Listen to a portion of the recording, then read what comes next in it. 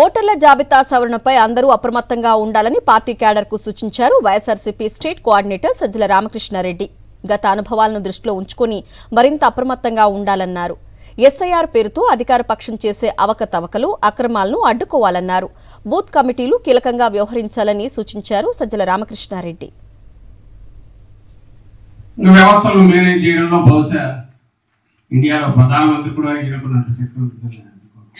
అలాంటి చంద్రబాబు నాయుడు మారీచుల గురువు, కక్కుటమార విద్యలకు పెట్టిన పేరు, ఆయన చుట్టూ తయారైన శక్తులు కూడా అట్లాంటివి. గతంలో అనుభవం కూడా ఉంది మనకు. 19 ఎన్నికల ముందు అందరూ గమనించారు. నా గుర్తుని 40-45 లక్షల ఓట్లు తీయించారు. చంద్రబాబు నాయుడు ఏం చేశారంటే సేవామిత్రని పెట్టి తిరిగి పంపించి 40 లక్షల దాకా తీసేసినారని తర్వాత మన వాళ్ళు కనుక్కొని మళ్ళీ జగన్మోహన్ రెడ్డి గారు ఆయన నాయకత్వంలో అందరూ ఈసీకి పోయి అక్కడ పోయి వాళ్ళకు మొదలుపెట్టి అక్కడ నుంచి మళ్ళీ తెచ్చుకొని మళ్ళీ చేయించి నానావిధాలు కూడా మనం తెచ్చుకోవాల్సి వచ్చింది. అంటే ఫెయిర్ ప్లే ఉంటుంది అని మనం చెబుతాం. ఎన్నికలంటే ఫెయిర్ ప్లే కాదు, మోసం మాత్రమే చేసి ఇది కావాలనుకునేవారు అవసరం ఉన్నప్పుడు మనం చేయకపోయినా కనీసం మనం అప్రమత్తంగా ఉండాలి, మనం దెబ్బలు తగలకుండా. అట్లా దెబ్బ కొట్టడానికి ఇప్పుడు అవకాశం బాగా వచ్చింది. ఎస్ఐఆర్ అధికారంలో ఉండేవాడికి ఇంకా ఎక్కువ ఉంటుంది. ఎస్ఐఆర్ అంటే 2000 ఇప్పటికి 24 ఏళ్ల క్రితం 2002 జాబితాతో చూస్తారు. 2002 జాబితా అంటే అప్పటికి ఇప్పటికి 2-3 జనరేషన్లే మారిపోయింది. ప్రధానంగా ఉండేది ఇక్కడ కూడా అలర్ట్గా ఉండడము, అందరినీ అలర్ట్ చేయడము, మీ ఓటు కాపాడుకోండి అని చెప్పడం, వాళ్ళకు పక్కన నిలబడడం, ఇది చేయాల్సింది బాధ్యత మొత్తం మన మీద ఉంది. అది మనకు అవసరము, రాష్ట్రానికి అవసరము, ఓటర్లకు అవసరము, ప్రజలకు అవసరం. అందువల్ల నికరమైన ఉన్న ఓటు ఏది పోకుండా చూడడం, మనకు వచ్చే ఓటు మన సింపతైజ్ జరిగితే అసలు జారిపోకుండా ఎట్లా చూసుకోవాలన్నా ఈ రెండు మనం ముందున్న రక్షణ కట్టాలి. లేదు 25లో ఇప్పుడున్న ఓటర్లు అందరూ వాళ్ళు ఎక్కడున్నా పోకుండా చూడడం ఎట్లా, ఈ రెండు మన ముందున్న బాధ్యత. దీనికోసం ఒక ఎక్సర్సైజ్ చేయాలా, సీరియస్గా చేయాలా, కోఆర్డినేటెడ్గా చేయాలా.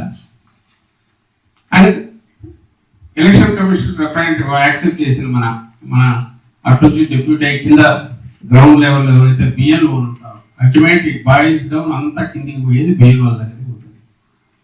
మన వైపు నుంచి పొలిటికల్ పార్టీ నుంచి బిఎల్ఏ దగ్గరికి పోతుంది, బూత్కి వెళ్తుంది అక్కడ. సో ఈ బూత్ లెవెల్లో కోఆర్డినేట్ చేసుకుంటే సహజంగానే మనకు ఏదైనా ఇంటర్వ్యూ జరిగిన ఉన్న 1000-1200 ఓట్లను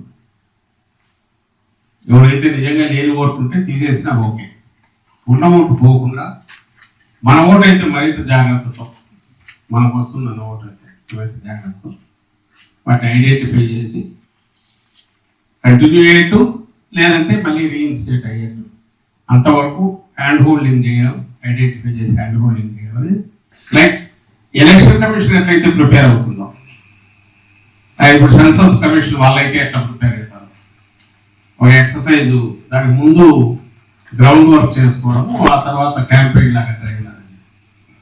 మన వైపు నుంచి మనం కూడా ప్రిపేర్ స్ట్రక్చర్ పూర్తి ఫామ్ కావాలి, బిఎల్ఏలు పక్కగా ఫిల్ కావాలి. ఇప్పటికే లిస్టులు వచ్చాయి బిఎల్ఏలు చేస్తారు. అయితే చాలా మంది మన పార్టీలో మన కోఆర్డినేటర్లు కలిసి నాయకులు ఎలక్షన్లుగా టైం ఉంది కదా, నార్మల్ కోర్స్ ఆఫ్ దీని ప్రకారం మనం చేసుకోవచ్చు కదా, గ్రామ నాయకులు ఉంటారు, అందరు ఉంటారు కదా అనుకుంటున్నాం. కానీ మధ్యలో తక్కువ టైం ఏదైతే షార్ట్ స్పాన్లో పడే దెబ్బ, ఆ తర్వాత మళ్ళీ మనం రికవర్ అవ్వడానికి లేదా దాన్ని మళ్ళీ నార్మల్ తెచ్చుకోవడానికి టైం పడుతుంది, మిస్ కూడా కావచ్చు. కాబట్టి ఆ టైంకే మనం అలర్ట్గా ఉండడం అవసరం. కాబట్టి దానికోసం ప్రత్యేక ఏర్పాటు చేద్దామని అనుకున్నాం. ఒకటేమో ఈ స్ట్రక్చర్ ఒకటి ఫామ్ చేసుకోవడం. ఇప్పుడు బిఎల్ఏలు ఏదైతే పెడుతున్నాం, ఎందుకంటే ఇక్కడ ఎస్ఐఆర్ అనేది ఒక స్పెషలిస్ట్ నడుస్తున్నప్పుడు ఆ బిఎల్ఓతో కోఆర్డినేట్ చేసుకోవడానికి కాకుండా బిఎల్ఏ బూత్ లెవెల్ ఏజెంట్, మా పార్టీ ఏజెంట్ ఎక్విప్ అయ్యారు, ఒక గవర్నమెంట్ బిల్లుతో how to deal with them, rule position, మిగిలిన ఫార్మ్స్ అవి చేస్తాం, యాక్టివ్గా ఉండాలి. అలాగే ఈ ఏజెంట్ తోడు ఇంకా ఒక ఇద్దరినో ముగ్గురునో, సో దట్ ఏమంటాం delegation of duty plus account easy to identify. ఒకరే 1200 ఓట్లు 1000 ఓట్లు కష్టం అవుతుంది కాబట్టి హౌస్ హోల్డ్స్ దగ్గరికి వాడు పోతున్నప్పుడు మనం ఫాలో కావాలన్నా టీం లాగా సపోర్టింగ్ టీం కూడా పెట్టాలనుకున్నాం. అయితే వాళ్ళు ఎవరు వాళ్ళకు ఈసీ గుర్తింపు ఉండదు, ఓన్లీ బిఎల్ఏకి మాత్రమే గుర్తింపు ఉంటుంది. బిఎల్ఏ తను మాత్రమే ఈ ఓట్లు చేర్చే కార్యక్రమం చేయగలరు లేదా హక్కులు ఎత్తి చూపగలడు. మన తరఫున ఆథరైజ్డ్ రిప్రజెంటేటివ్ లాగా ఉంటాడు కాబట్టి అతనికి సపోర్టింగ్గా ఇద్దరు ముగ్గురు పెడితే డేటా కలెక్షన్లో వీటిలో ముందే పూర్తి చేసుకోవడానికి వీలవుతుంది. ఇప్పుడు ఆ రోజు మనం ఎప్పుడైతే వాళ్ళు మొదలుపెట్టి బిఏలో కనెక్ట్ చేసి ఇప్పటికి వాళ్ళు మ్యాపింగ్ చేసినట్టు కాదు చాలా వరకు. సో మనము ముందే చేసి పెడితే రేపు వాళ్ళ పని ఈజీ అవుతుంది,